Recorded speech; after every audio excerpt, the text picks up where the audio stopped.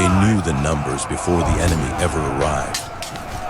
30,000 warriors were moved toward them, seasoned soldiers, hardened by previous victories, confident in the Empire's reputation. Behind that army came supply lines, banners, and the certainty that resistance would collapse under sheer weight. Facing them stood only 5,000. No massive reinforcements. No second army waiting beyond the hills. No miracle promised. Just 5,000 warriors and a decision. Most commanders would have retreated. Some would have surrendered. Others might have chosen a desperate charge, hoping for glory and defeat. These leaders chose something far more dangerous. They chose patience. They understood that wars are not decided at the moment of contact, but long before, in planning rooms, map tables, and quiet conversations among commanders who understand human behavior as well as steel. While the invading army marched openly, the smaller force studied the land. They measured distances. They counted how many men could stand shoulder to shoulder in narrow passes. They watched how weather changed the ground. They asked not how to defeat 30,000 men, but how to prevent 30,000 men from fighting at once. That question changed everything. The battlefield was not chosen for heroism. It was chosen for limitation. A narrow approach forced movement into tight columns. Hills blocked wide formation. Marshy ground slowed heavy armor. Cavalry, the Empire's greatest strength, would be useless here. To the invaders, the terrain looked inconvenient but manageable. To the defenders, it was a weapon. When the first dust cloud appeared on the horizon, the Empire's soldiers felt no fear. They had crushed resistance before. Smaller armies had broken simply at the sight of their numbers. But this time, something felt different. The defender did not rush forward. They did not shout. They did not reveal panic. They waited. Shields locked together, spears angled forward, lines tight and silent. Every man knew his position, his rotation, his replacement if wounded. When the invader entered the narrow ground, their confidence remained, but their formation changed. The front ranks compressed. Flanks lost freedom. Thousands behind them slowed, unable to see or fight. The Empire was powerful, but power requires space. The first clash was brutal.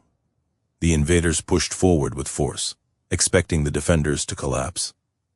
They did not. The line held.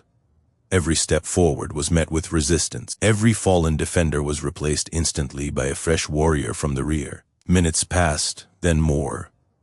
The invaders attacked again, harder this time. More weight. More pressure. But pressure without direction becomes chaos. Fatigue set in. Armor grew heavy. Heat drained strength. Orders shouted from the rear arrived late or not at all. Units pushed when they should have held. Others hesitated, unsure whether the line ahead was moving or breaking. The defenders noticed everything. They watched breathing patterns. They saw gaps forming. They counted how often enemy rotations failed. Still, they did not chase. This was not a battle of emotion. It was a battle of control. Behind the front lines, the Empire's rear ranks waited, thousands of men doing nothing, unable to help. Unable to retreat, unable to understand why victory had not yet arrived. Confusion began where confidence once lived. As the sun climbed higher, the smaller army adjusted its rhythm. Rotations became faster. Counter-pushes came at precise moments, not to break the enemy, but to destabilize them. And then came the critical moment. A narrow section of the battlefield, already crowded, collapsed under pressure. A single unit hesitated. Another pushed forward too aggressively. Lines twisted. Commanders tried to correct it, but correction takes time. The defenders needed only seconds. A sudden, focused strike, not everywhere, but exactly where the terrain squeezed hardest. Shields slammed forward. Spears pressed in unison. The enemy's formation bent.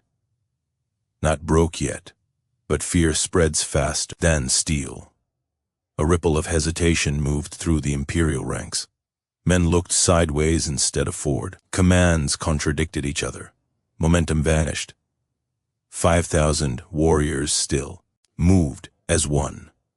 30,000 did not. The Empire attempted to regroup. Fresh units were pushed forward, but space denied them impact. Their numbers became weight without force. By afternoon, Exhaustion replaced arrogance. Soldiers who expected victory before noon now fought simply to hold ground. Every advance cost too much. Every retreat damaged morale. The defenders sensed it. They did not pursue recklessly. They did not abandon formation. They held, pushed selectively, and allowed the enemy to wear itself down. When the imperial commanders finally ordered withdrawal, it was not defeat by destruction but defeat by denial. They had been stopped. That single stand changed more than one battle. The invasion stalled. Supplies were wasted. Time was lost. Allies who watched from the sidelines reconsidered their loyalty. The empire's image of inevitability shattered. For the next 100 years, that battle was studied not for bravery but for intelligence.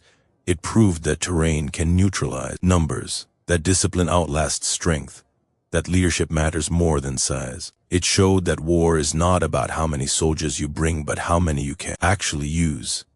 And it revealed a truth that empires hate to admit. History does not always belong to the strongest force. Sometimes, it belongs to the force that understands war better than anyone else. That day, 5,000 warriors did more than survive. They stopped an empire from becoming unstoppable. And that changed the balance of power for a century.